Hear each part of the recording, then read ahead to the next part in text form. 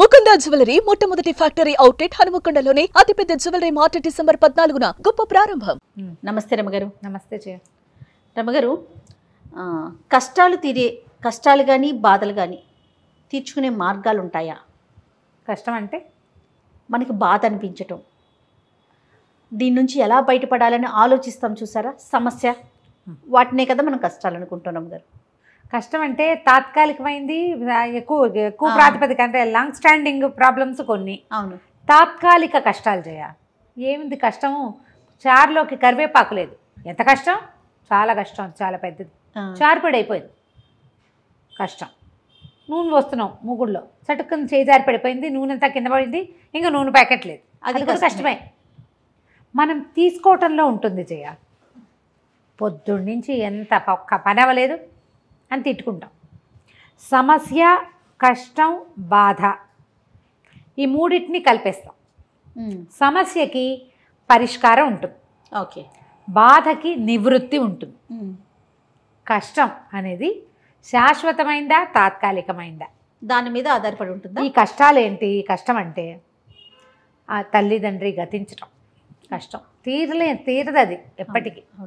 సంతానం గతించటం, సంపాదన లేకపోవటం లేదా ఉద్యోగం పోవటం తీరుతుంది ఎప్పటికో, కానీ కుంటుపడిపోతుంది చూడు జీవితం, అది కష్టం అంటే.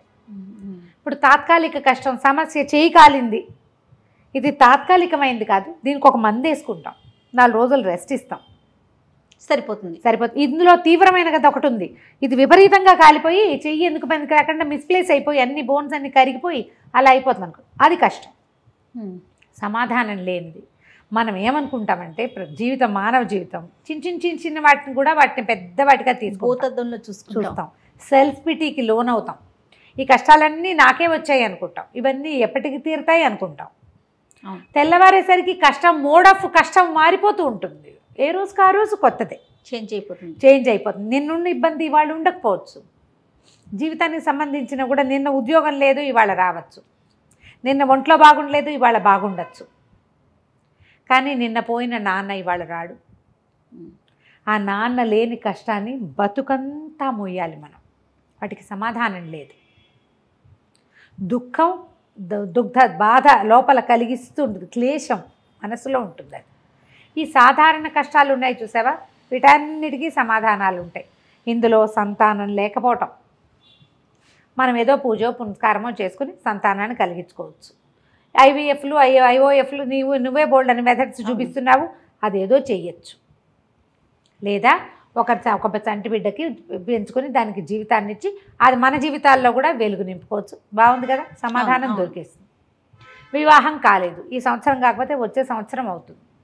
ఎవరికో ఆ వివాహం కాకుండా ఆగిపోయింది, దానికోసం ఆ గుళ్ళోకి వెళ్ళండి, ఈ ఊరు వెళ్ళండి, ఇక్కడ ఈ కుజదోషానికి పెళ్లి చేసుకోండి, ఇలా చేసుకోండి, అరటి చెట్టుకి ఇచ్చి పెళ్లి చేయండి చెప్తాం, ఏవో రెమెడీస్. కొంతమందికి సక్సెస్ అవుతాయి, కొంతమందికి అవ్వదు. ఇక ఆ కష్టం తీరేది కాదు.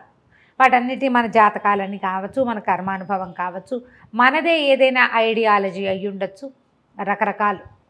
ఇవి కాకుండా ఉద్యోగం లేకపోవటము, సంపాదన లేకపోవటము, వ్యాపారం పాడైపోవటము, పిల్లలు మాట వినకపోవటము, ఇవన్నీ కష్టాలే కదా. అవును, వీటన్నిటికీ ఎక్కడో చోట ఒక సొలేస్ దొరుకుతూ ఉంటుంది, ఒక ఓదార్పు దొరుకుతుంది, ఒక సమాధానం కూడా దొరుకుతుంది. అన్వేషించాలి అంతే. మొట్టమొదట ఆ అన్వేషణ లోపల చేయాలి. ఇది అసలు పెద్ద కష్టమా? ఇది పెద్ద కష్టం కాదు. లేకపోతే పోనీ, వస్తువు లేదు బాధపడుతున్నావు, పోనీ రేపు వస్తుంది, రాకపోతే పోతుంది, వాడెవడికో అది కూడా లేదు, మనకి ఇంత మాత్రమైనా ఉంది అని నిన్ను నువ్వు సాటిస్ఫై చేసుకోవటంతో సగం కష్టాలు తగ్గిపోతాయి. ఒంటరిగా ఉంటారు కొంతమంది, అమ్మా నాన్న చనిపోతారు, ఆడపిల్లలకి పెళ్ళిళ్ళు కావు, లేదా మగపిల్లలే పెళ్ళిళ్ళు లేకుండా ఉండిపోతారు.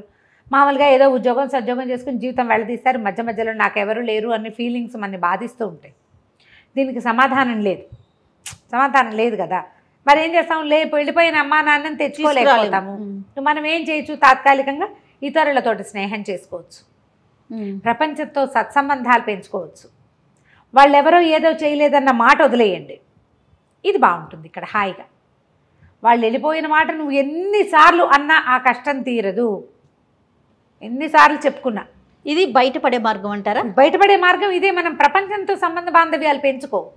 తీరని కష్టాన్ని గురించి ఆలోచించద్దు. తీరగలిగే కష్టాలు ఆటోమేటిక్గా డేస్ వైజ్గా తీరిపోతాయి. కొన్నిటికి నువ్వే ప్రయత్నిస్తావు, కొన్నిటికి ఎక్కడి నుంచైనా సహాయం లభిస్తుంది, కొన్ని చోట్ల దైవ సహాయం లభించవచ్చు, కొన్ని కాలక్రమానుగతంగా తీరిపోవచ్చు. చతికిల పడిపోకూడదు, చతికిల పడకూడదు. నా వల్ల కాదు, నాకు ఎంత కష్టం వచ్చిందని దుఃఖిస్తూ ఎంతసేపు వెళ్ళబోసుకుంటూ ఉంటే నువ్వు ఎప్పటికీ దానికి సొల్యూషన్ వెతకవు. అదే వచ్చి నీ పక్కన నిలబడిన చూడవు, నీకు చెప్పుకోవడంలోనే ఉంటుంది స్వాత్మ ఆనందం. ఇంకా అంతకంటే రెండోది లేదు. నా కష్టాలు ఎవరైనా వినాలి ఎంతసేపు, అంతే. షేర్ చేయాలి, షేర్ చేయటం మీదే ఉంటారు కొంతమంది. వాటికి సొల్యూషన్స్ వెతుక్కోరు. సింపుల్ సొల్యూషన్స్ కూడా ఉంటాయి కొన్నిటికి. అవును, ఆ వైపు ఆలోచించలేకపోతారు. ఇప్పుడు తీరలేని కష్టాలు ప్రతి వాళ్ళకి పెడతారు జయ, ప్రతి వాళ్ళకి పెడతారు. నేను ఎప్పుడు చెప్తాను నీకు, తెల్లవారి పొద్దున్న 9 గంటలకల్లా నేను ఇంటికి వెళ్ళిపోతాను, మా అమ్మని తీసుకొస్తాను నాతో పాటు అనుకుని నేను బయలుదేరి దిల్సుఖ్ నగర్ దాటేసరికల్లా మా అమ్మ వెళ్ళిపోయింది. ఎప్పటికీ ఈ నొప్పి తీరదు. అవునండి, ఎప్పటికీ. ఇప్పుడు దీన్ని ఎన్నిసార్లు అనుకుంటాను, నేనేమనుకుంటాను అంటే భగవంతుడా ఎవ్వరికి అక్కలు చెల్లెళ్ళు లేని జీవితాలు ఎన్నో. నాకు పైన 7 తల్లులు, మా అన్నయ్యతో పాటు 8 మంది తల్లులు ఉన్నారు నా నెత్తి మీద. మా అమ్మ వెళ్ళిపోయి వీళ్ళందరినీ నా కోసం ఉంచింది అనుకుంటా. ఇప్పుడు నువ్వు కాబట్టి ఇట్లా అనుకుంటావు, నాకెవ్వరు లేరు నేనేమనుకోవాలి అంటావు. ఇప్పుడు దానికి సమాధానం నేను ఈ మాట అనుకుంటాను, దానికి ఏం సమాధానం చెప్తాం? అమ్మ వెళ్ళిపోయింది, పిల్ల ఒక్కతే ఉండిపోయింది, ఎట్లా? మిగతా వాళ్ళతో సమాజంతో కలవటమే రమ్మగారు, అంతే. దీనికి సొల్యూషన్ ఏం లేదు, దానికి సొల్యూషన్ లేదు.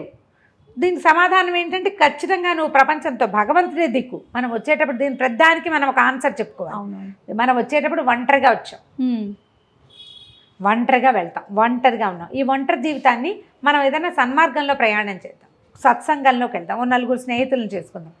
రోజు నీ కష్టం ఏకరువు పెట్టుకోవద్దు. ఒంటరిగా ఉండేవాళ్ళు బతకలేరా అని మనల్ని మనం సమాధానపరచుకోవాలి. ఇవే జీవితానికి సమాధానాలు. ప్రతిసారి కాళ్ళలో ముళ్ళు గుచ్చుకుందనుకో, అమ్మో నా కాళ్ళలో ముళ్ళు గుచ్చుకుందో, ఎంత పెద్ద ముళ్ళో లోపల దిగింది, ఇది చూడు ఇది పల్లేరు ముళ్ళ, ఇంకో ముళ్ళ, ఇందులో విషం ఉందా, అది నీ టీటీ చేయించుకోవాలి, అది ఇంకా చేయించుకోవాలి. నువ్వు ప్రశ్నిస్తూ ఉంటే టెన్షన్ పెరిగిపోతుంది. ఏడుపు, దుఃఖం 100 మందికి చెప్తావు, 50 మందికి ఫోన్ చేసి చెప్తావు. ఒక ఆన్సర్ చెప్తా దానికి నేను, దేవుడు ఎంత మంచివాడు.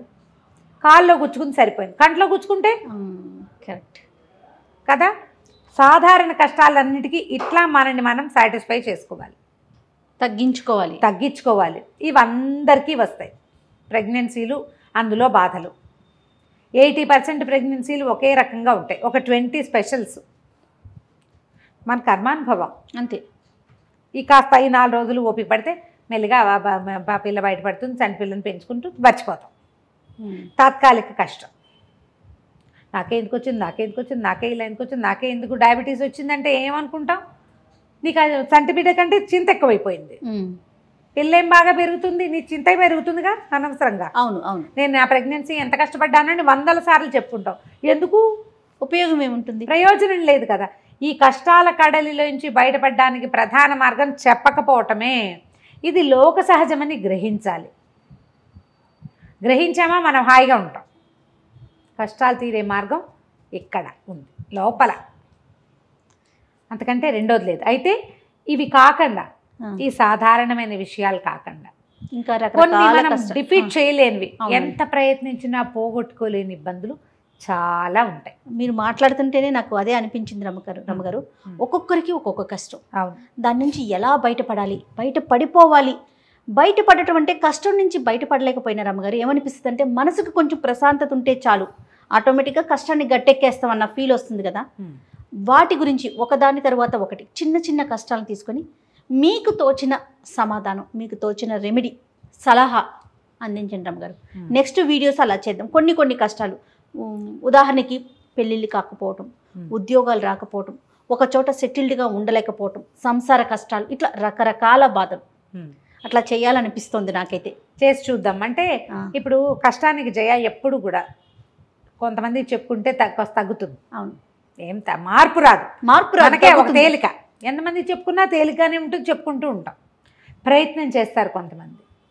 దైవ సహాయం లభిస్తే బాగుండు అనిపిస్తుందండి. దానికోసం ఎలాంటి మార్గాల్ని అనుసరించవచ్చు? లోక సహజంగా పురాతన కాలం నుంచి ఇందులో తాంత్రిక విధానాలు, తంత్రం అదేదో ఏమిటో కాదు, మనం చేయగలిగేవి, మనం ఒక ధార్మిక విధానాలు ట్రై చేద్దాం, కొన్ని చెప్దాం.